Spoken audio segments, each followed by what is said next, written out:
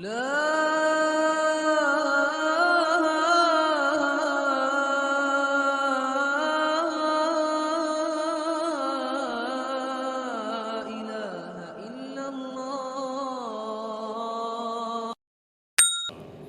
اپنا کوئی time table ایسا بنا لیں کہ کم از کم یا ایھا الذین آمنو کے بعد اللہ کیا کہہ رہا ہے اس کو تھوڑا ہم پڑھتے رہا کریں کہ ہمیں پتہ تو چلے کہ اس کائنات کا مالک کیا چاہتا ہے، کیا کہتا ہے، کس چیز سے روکتا ہے، کدھر بلاتا ہے، کسے حقیقت کہتا ہے، کسے دھوکہ کہتا ہے۔ تو میں یہ عرض کر رہا تھا کہ چونکہ اللہ کے علم سے دوری ہے، اللہ کے علم کا ذوق بھی نہیں رہا، تو اب اپنے علم کے مطابق چلنا شروع کیا، تو اس وقت ساری دنیا پر مغرب کا قبضہ ہے، مغربی فکر کا قبضہ ہے، اور اہل مغرب کے تصور میں نہ جنت ہے نہ جہنم ہے، صرف یہی زندگی ہے، اور انسان کے اندر خوب سے خوب کی تلاش ہے، لہٰذا وہ اس کو جنت بنانے کا زور لگا رہے ہیں، اسے جنت بنانا ہے، لیکن یہ بن نہیں سکتی، جو ڈیزائنر نے ڈیزائن نہیں کیا، اس کے نظام سے ٹکر ہے، ہو نہیں سکتی۔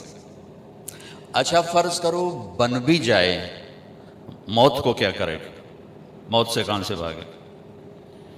وہ جو بعض روایات میں آتا ہے کہ یمن کے بادشاہ شداد نے کہا جو جنت مسلمانوں کا رب ان کو موت کے بعد کہتا ہے میں یہیں بنا دیتا ہوں، تو اس نے پورا ایک چھوٹا سا شہر آباد کر دیا، بنوایا، جس میں سارے گھر سونے کے چاندی کے اور سڑکیں سونے کی چاندی کی، کافی عرصہ وہ جنت بنتی رہی، اور جب وہ مکمل ہو گئی تو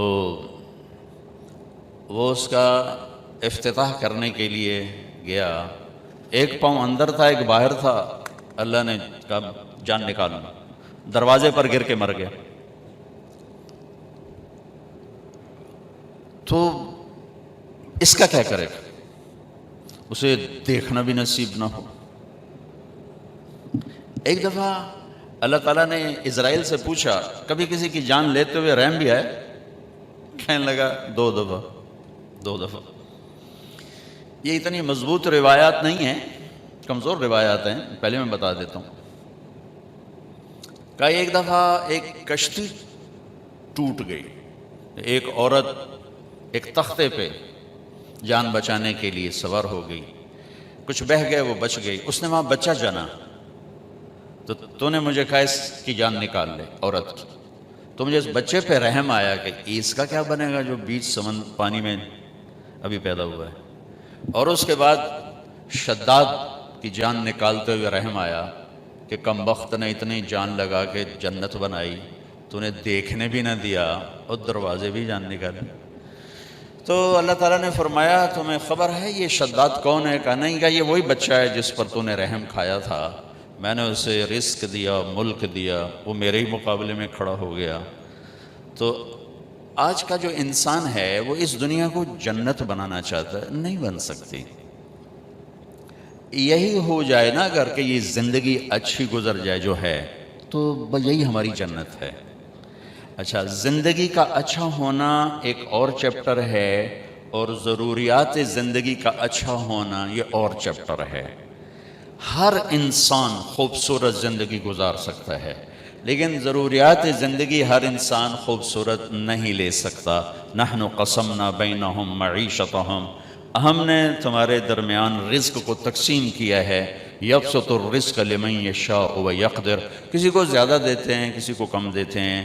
جنوری فروری ہمارا چلے کی جماعت تھی، افریقہ کے 8 ملک، ہزاروں سال پرانی زندگی دیکھ کے آئے ہیں، وہاں ایک دن گزارنا مشکل تھا، وہ نسل در نسل آباد ہیں،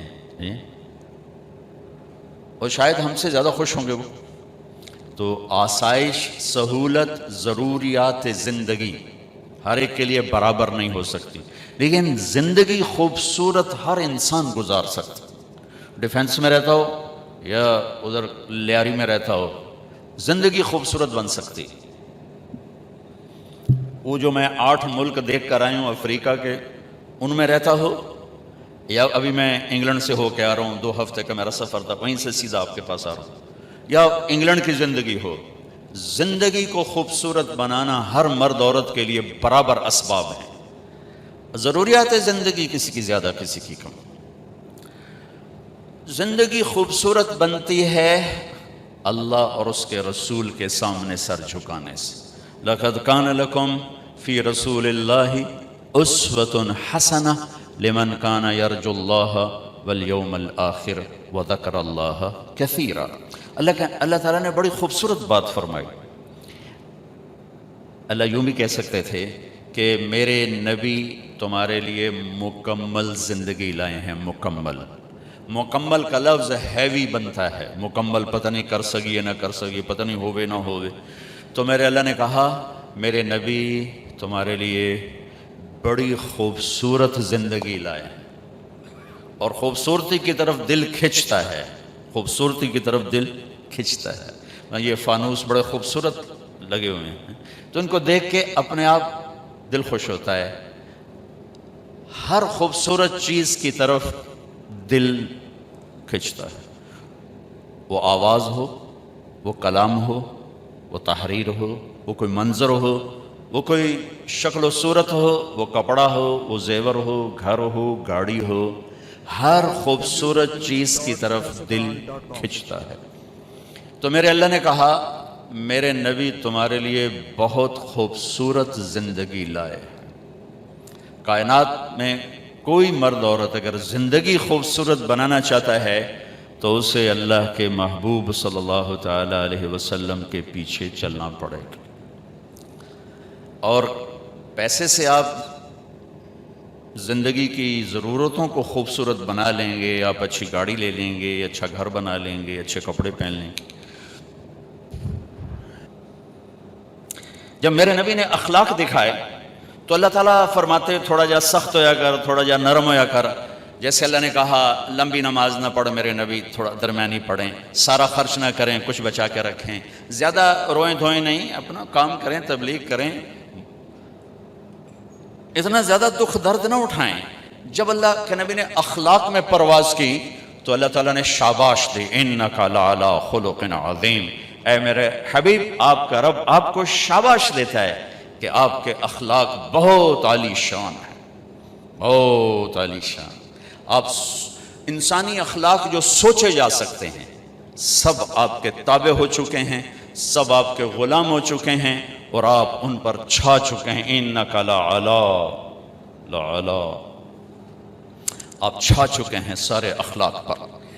और कसम उठाई, कसम के साथ, नून वल कलम वमा यस्तुरून, मुझे कसम है कलम और उसकी तहरीर की। मा अंत बिनिअमत रब्बिक बिमजनून व इन्न लक लअजरन गैर ममनून व इन्नका लअला खुलुक़िन अज़ीम। मेरा हबीब, आपका रब कसम उठा के कहता है सारे अखलाक आपके ग़ुलाम बन चुके हैं, आपके ताबे हो चुके हैं। तो मेरे भाई बहनों, ज़िंदगी को खूबसूरत बनाना है तो अपने नबी वाले अखलाक सीख।